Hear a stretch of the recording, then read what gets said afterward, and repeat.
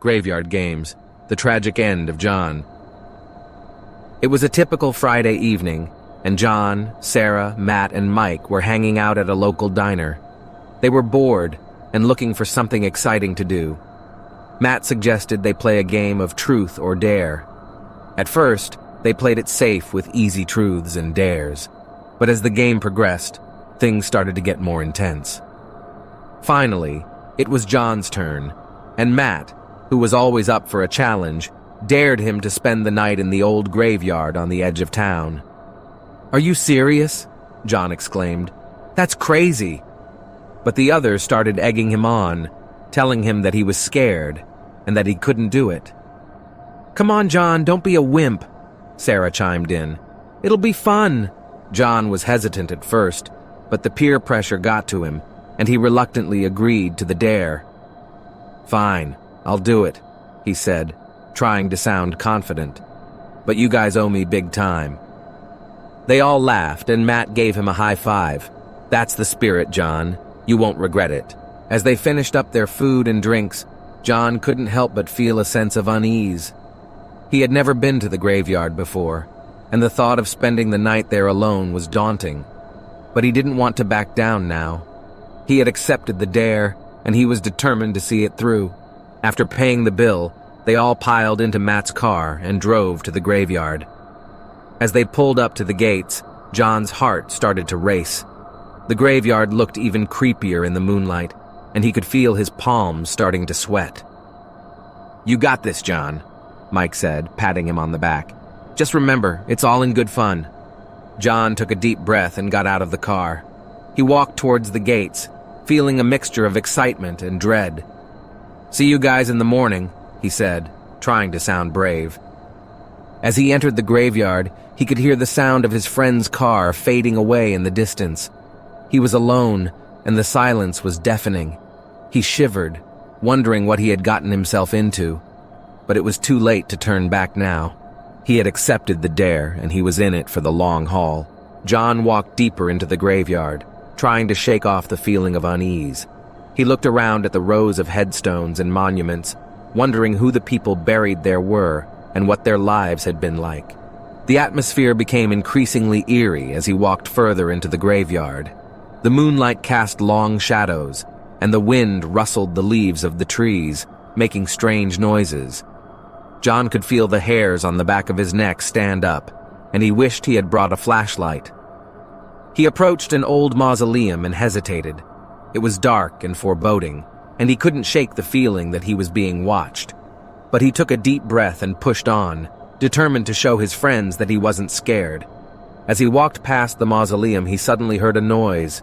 He froze, listening intently. It sounded like footsteps, coming from somewhere nearby. He looked around, but he couldn't see anyone. "Hello?"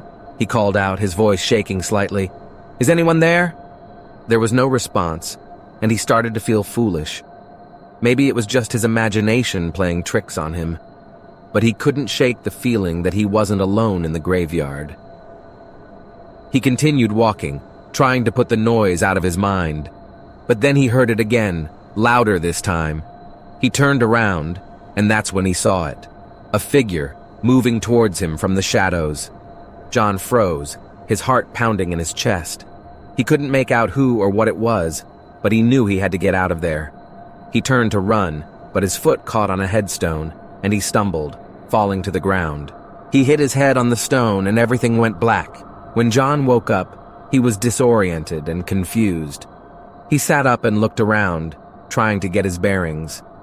It was still dark, and he realized that he must have been unconscious for a while. He tried to stand up, but his head was throbbing with pain, and he felt dizzy.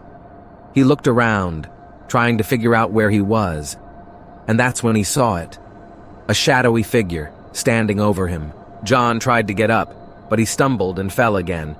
The figure moved closer, and he could see that it was a man, dressed in old-fashioned clothes. His face was obscured by shadows, but John could feel his eyes watching him. "Who are you?" John asked, his voice shaking. "What do you want?" But the man didn't answer. He just stood there, watching John with an eerie silence.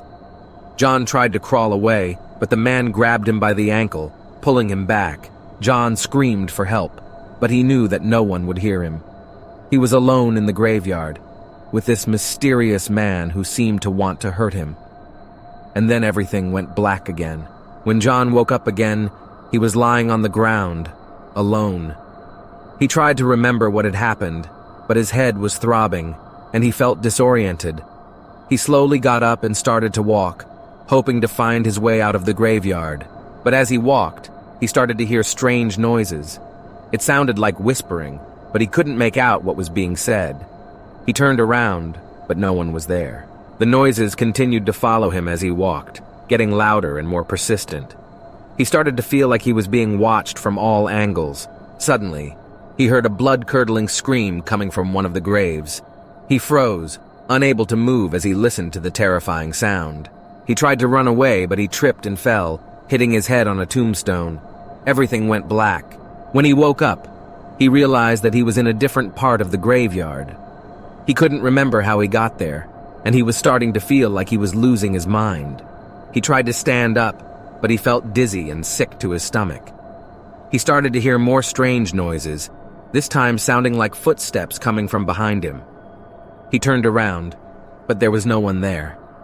He started to walk faster, but the footsteps continued to follow him. He started to feel like he was being herded towards something. And then he saw it.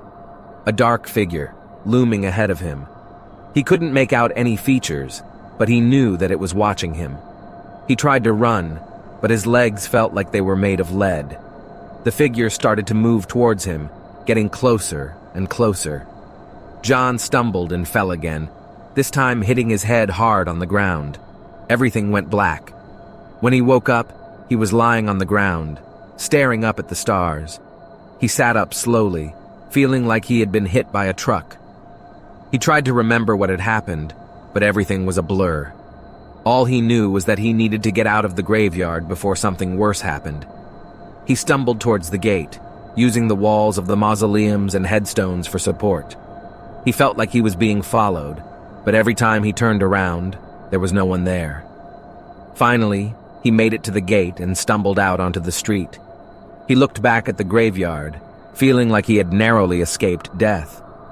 He knew that he needed to tell his friends what had happened, but he also knew that they would never believe him. He was alone with his terrifying experience, and he knew that he would never forget the haunting feeling of the graveyard. The next morning, John's friends, Sarah, Matt, and Mike, woke up to find that he still hadn't come home. They tried calling him, but his phone was off. They decided to go look for him, and started by checking the diner where they had last seen him. No one there had seen John since he left with the dare from Matt. They searched all over town, asking anyone who might have seen him, but no one had. Finally, they remembered the dare that had sent John to the graveyard. They drove to the graveyard and started to look around. They called out John's name, hoping that he might answer, but there was no response. As they searched, they started to feel a strange presence, like they were being watched. It was a feeling that they couldn't shake, and it was starting to make them feel uneasy. Suddenly, they saw something that made their blood run cold. There, lying in the middle of the graveyard, was John's lifeless body. They rushed over to him, hoping that they could revive him, but it was too late. John was gone, and there was nothing they could do to bring him back. They couldn't believe what had happened. They knew that John had been hesitant to take on the dare, but they never thought that it would end like this. As they stood there, staring at their friend's lifeless body, they started to feel a sense of guilt. They knew that they had pushed him too far, that they had put him in danger without realizing the risks. They knew that they would never forget what had happened in the graveyard. They knew that it would haunt them for the rest of their lives. In the days that followed, the town was abuzz with news of John's death. The police conducted an investigation, but they could never find any evidence of foul play. John's friends were devastated by his loss. They knew that they would never forget the terrible tragedy that had befallen their friend. As they mourned John's passing, they knew that they would never be the same again. They knew that they would always remember the haunting feeling of the graveyard and the tragic end of their friend. The weeks after John's tragic death were difficult for everyone who knew him. His family and friends were devastated, and the entire town was in shock. At John's funeral, Sarah, Matt, and Mike sat together in the front row. They felt guilty and ashamed for what had happened to their friend. After the service, they stayed behind to talk to John's family. They expressed their deepest sympathies and apologized for what had happened. John's parents were heartbroken, but they were also forgiving. They knew that their son had made the decision to take on the dare, and they didn't blame his friends for his death. Sarah, Matt, and Mike knew that they would always carry the weight of what had happened. They knew that they would never forget their friend and the terrible tragedy that had taken him away. As time passed, they started to realize that they needed to do something to honor John's memory. They decided to start a scholarship fund in his name to help other students achieve their dreams, just as John had hoped to do. They organized a fundraiser and reached out to the community for support. The response was overwhelming. People from all over the town donated to the scholarship fund, and soon it had grown to a substantial amount. John's friends were grateful for the support they had received.